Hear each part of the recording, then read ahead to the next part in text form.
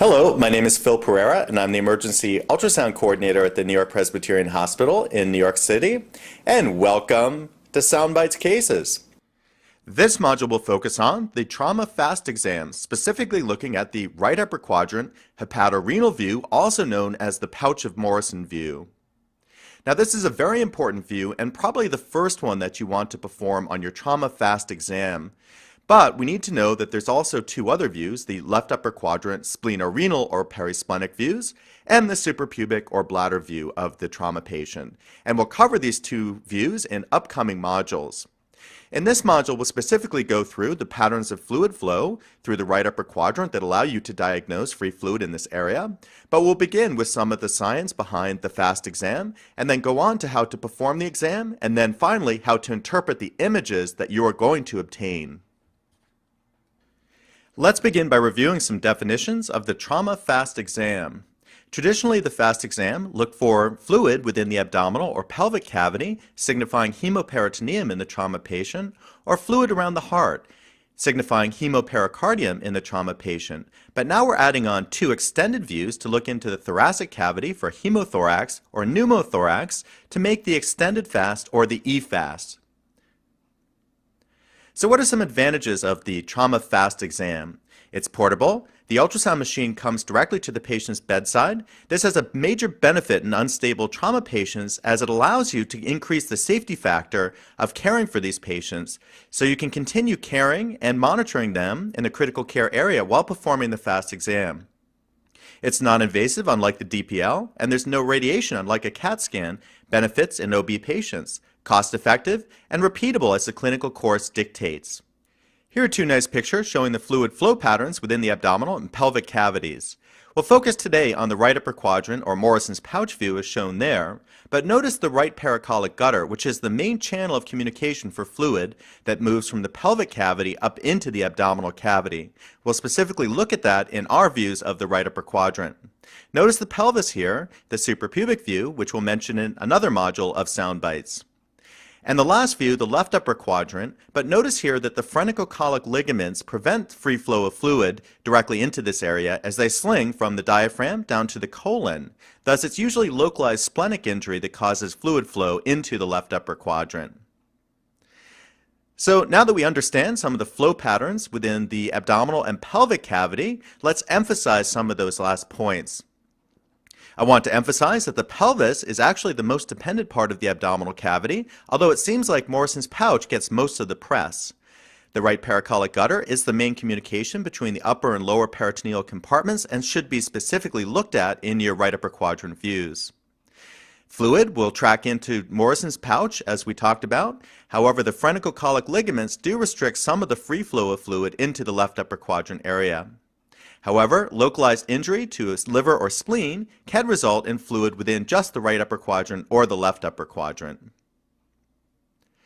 So, going to the literature, how much free fluid does it take to make a positive right upper quadrant fast? Excellent study here using DPL, infusing that, and also looking simultaneously with the FAST exam showed an average of 619 cc's of fluid required to make a positive right upper quadrant view. Now that may seem like a lot of fluid in the trauma patient, however, maybe we can optimize that by looking at different areas of the right upper quadrant or suprapubic views, or positioning our patient. Here's a study that showed that the positioning of the patient into Trendelenburg shifted the fluid from the pelvis and other spaces preferentially to the hepatorenal space, optimizing the positivity of Morrison's pouch. So how do we as clinicians caring for trauma patients integrate the FAST exam into our trauma resuscitations? Well, let's define blunt and penetrating trauma patients and the different classifications of the orderly sequence that we go through in terms of caring for them. We'll want to incorporate the trauma FAST exam into the primary survey. After your airway and breathing, it should be integrated into the C or circulatory part of your exam, as you'll identify internal hemorrhage that may actually cause catastrophic imbalance of the circulatory system. Therefore, it's important that you look at that FAST exam as part of your primary survey. Perform the FAST exam prior to log rolling the patient, as that can move fluid out of the traditional places that we look for on the FAST exam, and also perform the exam prior to placing a Foley to optimize the suprapubic views. A full bladder will optimize the possibility of seeing fluid behind the bladder in the suprapubic areas. Also, consider Trendelenburg in the trauma patient to increase the sensitivity of Morrison's pouch or the hepatorenal view by shifting the fluid out of the pelvis space and into the upper quadrants. So now let's go through what to do with the information that we get from our FAST examination. I'd like to break it down here into two classifications of the patients that we routinely deal with in the emergency department. The first group of patients are those who have suffered blunt or penetrating trauma and who have unstable hemodynamics or a low blood pressure and tachycardia. A positive FAST with significant positive blood in the abdominal or pelvic cavity in those patients mandates that they should be dispositioned immediately to the operating room and not delayed for a CAT scan. A significant majority of those patients will have an intra-abdominal operable lesion. But what to do with a patient who has stable hemodynamics in either the blunt or penetrating trauma classifications? Interestingly enough, we should still perform the FAST exam as part of the primary survey, although it is true that CAT scanning has an increasing role in this patient category. A positive FAST does allow the clinician to have early recognition of the possibility for future hemodynamic decompensation, thus pushing us to obtain a CAT scan or a surgical consult sooner than we would have if we did not know that the patient had a large amount of blood within the abdominal or pelvic cavity. By upgrading these patients or prioritizing their care, studies have shown that they have increased benefits in both the short and long term. So now that we know some of the literature behind the trauma FAST exam, let's move specifically on how to perform the right upper quadrant view of the trauma FAST exam. We'll be using the probe in the positions as shown here, positions 1, 2, and 3, at about the anterior axillary line. We'll be using our liver as our acoustic window, and note the marker dot on the probe, which should be positioned towards the patient's head. We'll be concentrating on 3 specific areas to look for fluid. We should look into that infradiaphragmatic space just above the liver there, as shown in position 1. We can also turn our probe slightly superior to look for hemothorax. We'll look in Morrison's pouch in position 2, and we should also include the caudal tip of the liver as seen in position 3.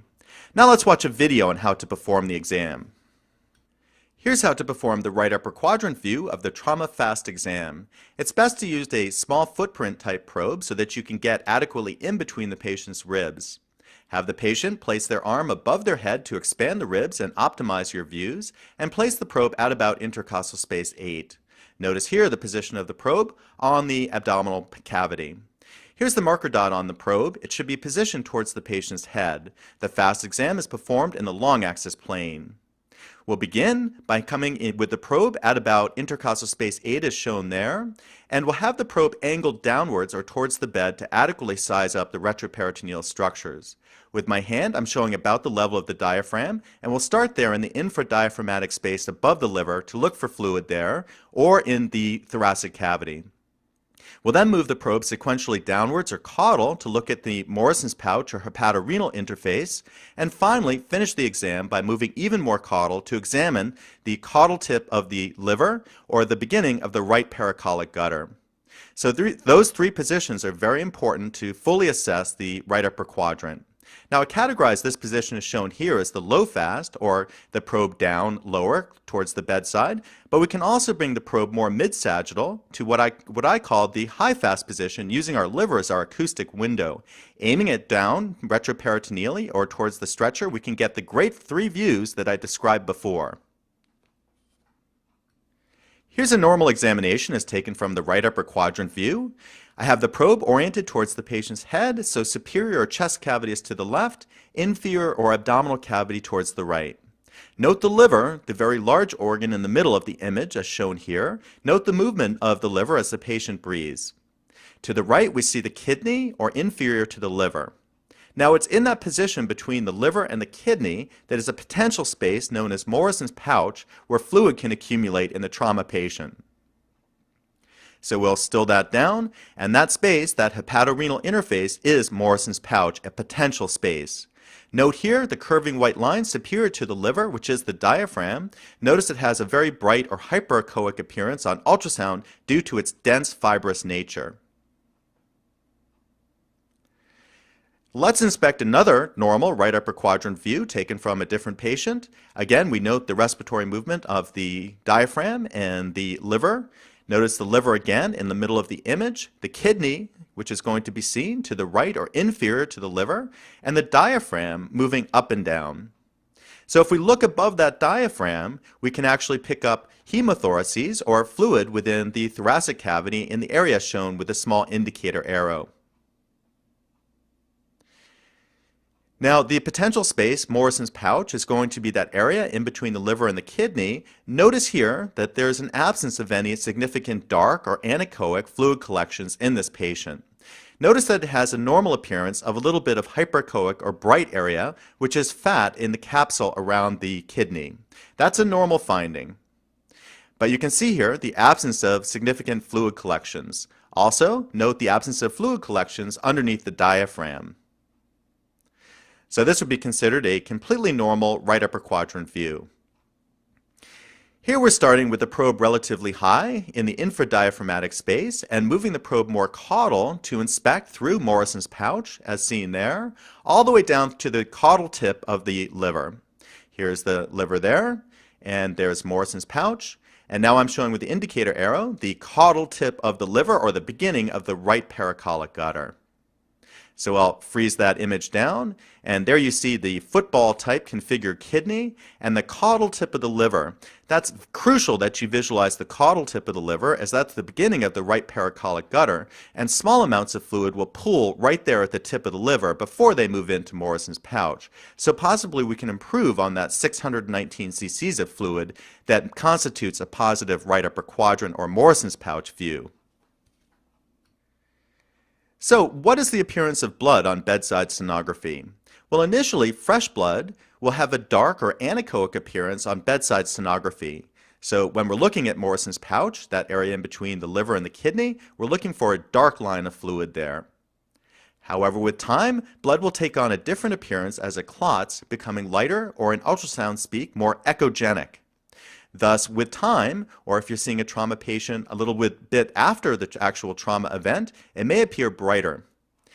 Here's a nice diagram showing the fluid flow patterns into the right upper quadrant, and what we see here is the orange signifying fresh fluid that layers out predominantly around the caudal tip of the liver, as seen there to the right.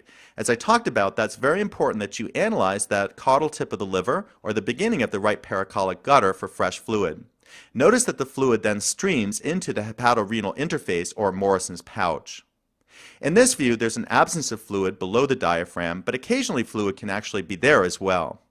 But notice again, the point here is that the caudal tip of the liver and that area of the right paracolic gutter going into Morrison's pouch is crucial to examine on the right upper quadrant view. Let's now move on to examine a positive right upper quadrant view in a trauma patient who fell off a ladder. What we see here is the liver to the left and the kidney to the right, and notice the free fluid in Morrison's pouch, that potential space, as shown there by the dark line of fluid in between the liver and the kidney. With a small indicator arrow, I'm just going to illuminate that area of blood in the Morrison's pouch there. Notice that this is fresh blood, as it has a darker or anechoic appearance. Notice that it goes all the way around the kidney from the upper pole all the way to the lower pole. So a sizable amount of fluid within Morrison's pouch. However, not all cases are so dramatic, and it's important to fan the probe fully anterior-posterior through Morrison's pouch to inspect for small amounts of fluid that can be lying there.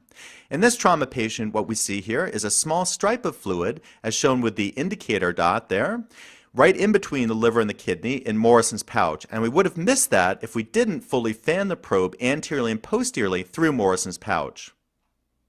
So it's really important to fan all the way through that potential space to look for even a small amount of fluid, which could indicate the beginning of significant bleeding in the trauma patient. Now, as we talked about earlier, the caudal tip of the liver is very important to look at on the right upper quadrant view, and this is another trauma patient, and what we see there as we look at the right upper quadrant Morrison's pouch view is shown there with the indicator arrow, an absence of fluid, but as we move the probe more inferior, we actually see a large amount of fluid outlining the caudal tip of the liver. And what it looks like is almost like a snail moving around in all the fresh fluid. But as we see here, this has a different flow pattern than in the previous patients, and that the fluid flow is mainly seen there at the caudal tip of the liver. Now I'll still that down, and what we can see there is fluid both anterior and posterior to the caudal tip of the liver, moving all the way down into that right paracolic gutter. And if we had just looked at Morrison's pouch, we would have missed the fresh fluid that was there. So remember, it's important to move that probe caudal all the way to visualize the caudal tip of the liver routinely on the right upper quadrant view. Here's a patient who was stabbed with a really big knife to the right upper quadrant. And notice here, we're looking into the right upper quadrant or Morrison's pouch area, and we have several positive findings. What we see here is a linear line going all the way through the liver, consistent with a liver laceration. And if we look closer, around the liver we actually see fresh fluid that pools into the hepatorenal or Morrison's pouch space. Notice that the fluid appears dark or anechoic, signifying that this is fresh blood within this Morrison's pouch area. So this patient needed movement directly to the operating room to fix the liver laceration with considerable hemoperitoneum. But this is an interesting image, as we can definitely see the liver laceration extending all the way through the caudal tip there of the liver. Here's another video clip from the same patient, just illuminating that same point, that the caudal tip of the liver is a great place to look for fresh fluid. And here we actually see the caudal tip of the liver moving around as the patient takes a deep breath within all the blood that's pooling there in the beginning of the right paracolic gutter. And I'm just going to show that with a small indicator arrow, and you can see all that blood that's really well seen if we move the probe a little bit more caudal to examine the lower portion of the liver. So fresh fluid in a stab wound victim, and this mandates movement to the operating room stat. We mentioned prior that blood can have a couple different appearances as it goes through the clotting process. This is a patient who had a stab wound to the right upper quadrant with significant downtime before being brought to the emergency department. There we see the liver and the kidney, and in between the area we see a significant amount of clotted blood. It's that hyperechoic area that extends all the way down into the right paracolic gutter. Notice the huge amount of blood there that goes all the way down from the liver, extending all the way down into the right paracolic gutter. And as I swing down, you can see the large amount of blood clot located there. There's the caudal tip of the liver right above the kidney, and all that area is clotted blood. Unfortunately, this patient did not have return of spontaneous circulation due to all the blood loss within the abdominal cavity.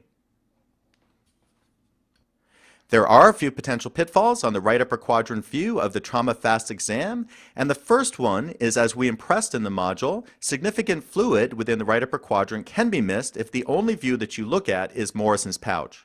So it's important to look in that infradiaphragmatic space as well as at the caudal tip of the liver or beginning of the right paracolic gutter. Fat in Gerota's capsule has a speckled appearance that can be occasionally confused with fluid, and the gallbladder occasionally can be confused with fluid, although it has a rounded appearance different from fresh fluid. Angling the probe superficially above the hepatorenal interface will bring the IVC in aorta into view, and those can be occasionally confused with fresh fluid within Morrison's pouch or the right upper quadrant area. Let's take a look at a video showing this last point of fat in Gerota's capsule around the kidney. Notice the liver to the superior aspect or left of the image, and the kidney lying inferior to the liver. Let's look at that speckled appearance, the typical appearance of fat within the capsule around the kidney, as shown with the small indicator arrow, and note that there are some dark areas interspersed with light areas of fat. Now this can be mistaken for free fluid, but notice that it has a very different appearance than the classic anechoic or dark stripe of free fluid that would layer out there with hemoperitoneum. The second potential pitfall is looking at the gallbladder, which can be mistaken for fresh fluid, but notice that it has a rounded appearance very different from the linear line that would be suggestive of fresh fluid within the hepatorenal interface. And as we notice there, the gallbladder with its rounded appearance has the constraining of fluid. Usually fluid should be seen there moving around the kidney, usually layering more superiorly around the superior tip of the kidney. Just to make show you the difference, here's a positive fast exam to the right, and notice the very different appearance of fresh fluid in the Morrison's pouch area as compared to the image showing the gallbladder. So just be careful not to mistake the gallbladder as fresh fluid, but notice the very different appearance between the two video clips as shown from the left to the right here. The third potential pitfall is that if you angle the probe too anteriorly, above the level of the kidney, the inferior vena cava and the aorta can come into view. There's the hepatorenal fossa, but notice as I angle the probe anteriorly, you see two paired tubular structures coming into view. And so there's the hepatorenal interface. I have the probe angled more posteriorly there. And there's the two tubular structures. And you can see the inferior vena cava, which would be located closer to you or towards the right of the aorta, which can be seen further away from the inferior vena cava. So remember to angle that probe more posteriorly to catch those retroperitoneal structures. A final pitfall is deciding if the fluid found on ultrasound is blood or ascites in a patient who has coexisting liver disease. Well, you might look for clinical exam findings of liver disease and the sonographic finding of a nodular contracted liver that may actually have a TIPS there. But if the further question goes on, perform an ultrasound-guided paracentesis and examine the fluid, which will have a different appearance with cirrhosis versus blood.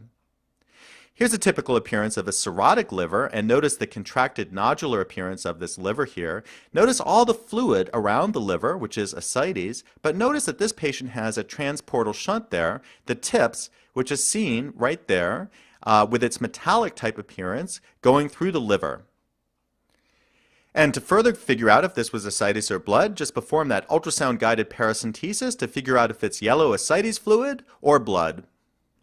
Let's leave on a final last pitfall, and that is, especially as the clinical condition changes with your patient, repeat the trauma-fast exam. It's a well-documented fact that on the initial bedside examination, your trauma patient may fail to have significant amounts of free fluid within the abdomen or pelvis. However, with the passage of time and infusion of fluid and/or blood, the trauma-fast exam may convert to positive. So repeat that exam throughout the clinical course. Thus, in conclusion, I'm glad I could share with you the Trauma Fast Exam module going over the right upper quadrant hepatorenal view of the exam. There's a lot we can learn by looking into the right upper quadrant and diagnosing patients with free fluid in the three spaces as we talked before, underneath the diaphragm, in between the kidney and the liver and Morrison's pouch, and also at the caudal tip of the liver. I hope you'll join me in the future for our modules on the splenorenal left upper quadrant view and the suprapubic views. So I'll see you back as Soundbites continues.